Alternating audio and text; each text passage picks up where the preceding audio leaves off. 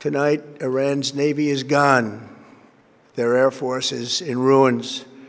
Their leaders, most of them, terrorist regime they led, are now dead. Their command and control of the Islamic Revolutionary Guard Corps is being decimated as we speak. Their ability to launch missiles and drones is dramatically curtailed, and their weapons, factories, and rocket launchers are being blown to pieces. Very few of them left. Never in the history of warfare has an enemy suffered such clear and devastating large-scale losses in a matter of weeks. Our enemies are losing in America, as it has been for 5 years under my presidency, is winning, and now winning bigger than ever before.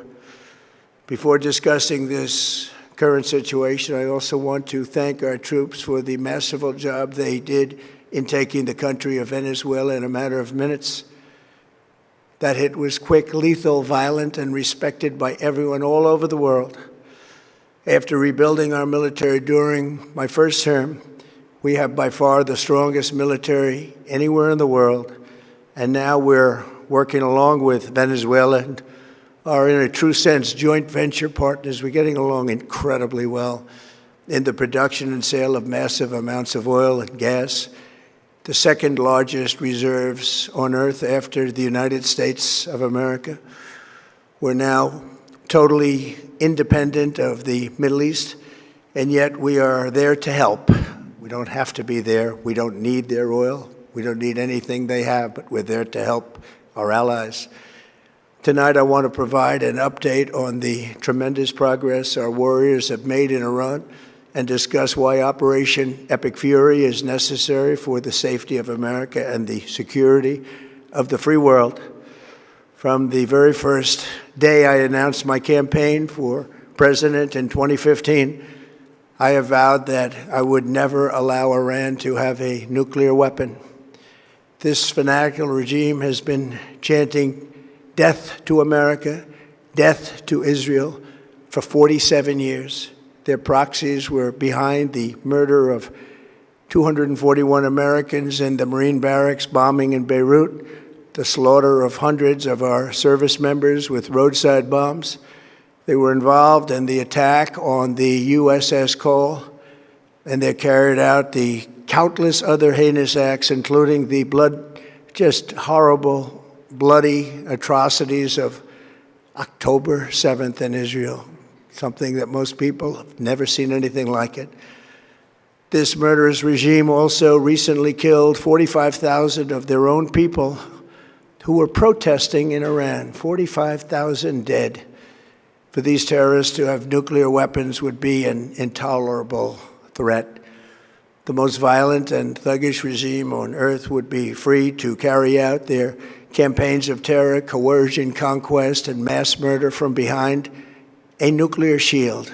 I will never let that happen, and neither should any of our past presidents. This situation has been going on for 47 years and should have been handled long before I arrived in office. I did many things during my 2 terms in office to stop the quest for nuclear weapons by Iran first, and perhaps most importantly, I killed General Qasem Soleimani in my first term.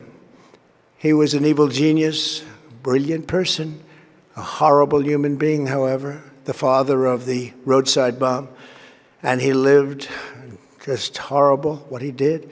Iran would have been perhaps in far better, stronger position. Had he lived, we would have had probably a different conversation tonight. But you know what? We'd still be winning and winning big. And then, very importantly, I terminated Barack Hussein Obama's Iran nuclear deal, a disaster. Obama gave them $1.7 billion in cash, green cash. Took it out of banks from Virginia, D.C., and Maryland, all the cash they had. He flew it by airplanes in an attempt to buy their respect and loyalty, but it didn't work. They laughed at our president and went on with their mission to have a nuclear bomb.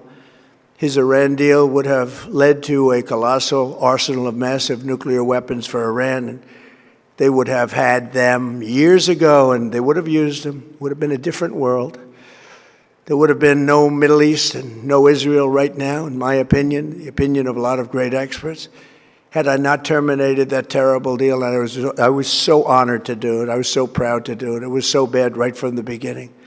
Essentially, I did what no other president was willing to do. They made mistakes, and I am correcting them. My first preference was always the path of diplomacy, yet the regime continued their relentless quest for nuclear weapons and rejected every attempt at an agreement. For this reason, in June, I ordered a strike on Iran's key nuclear facilities, an Operation Midnight Hammer. Nobody's ever seen anything like it. Those beautiful B-2 bombers performed magnificently. We totally obliterated those nuclear sites. The regime then sought to rebuild their nuclear program at a totally different location, making clear they had no intention of abandoning their pursuit of nuclear weapons. They were also rapidly building a vast stockpile of conventional ballistic missiles and would soon have had missiles that could reach the American homeland, Europe, and virtually any other place on Earth. Iran's strategy was so obvious. They wanted to produce as many missiles as possible, and they did, with the longest range possible, and they had some weapons that nobody believed they had. We just learned that out. We took them out. We took them all out so that no one would really dare stop them. And their race for a nuclear bomb, a nuclear weapon like nobody's ever seen before. They were right at the doorstep. For years, everyone has said that Iran cannot have nuclear weapons, but in the end, those are just words if you're not willing to take action when the time comes. As I stated in my announcement of Operation Epic Fury, our objectives are very simple and clear. We are systematically dismantling the regime's ability to threaten America or project power outside of their borders. That means eliminating Iran's Navy, which is now absolutely destroyed, hurting their Air Force and their missile program at levels never seen before, and annihilating their defense industrial base. We've done all of it. Their Navy is gone. Their Air Force is gone. Their missiles are just about used up or beaten. Taken together, these actions will cripple Iran military, crush their ability to support terrorist proxies, and deny them the ability to build a nuclear bomb. Our armed forces have been extraordinary. There's never been anything like it militarily